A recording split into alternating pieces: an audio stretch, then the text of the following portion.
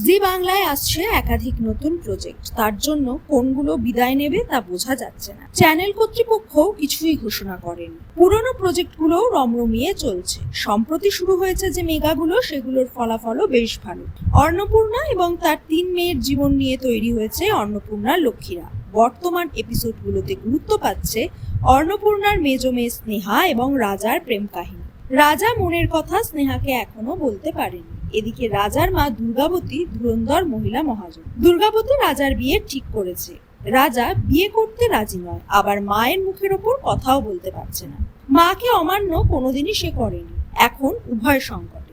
রাজার বোন শারদাও তার ভালোবাসার কথা জানে। শারদাও মাকে ভয়ে কিছু বলতে পারে না।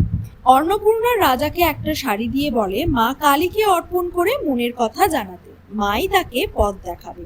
রাজা শাড়ি নিয়ে মন্দিরে যায়। অসাবধানতা বশত পড়ে যায়। সেখানেই মালা গাচ্ছিল স্নেহা। শাড়িটা উড়ে রাজা এবং স্নেহার গায়ে পড়ে।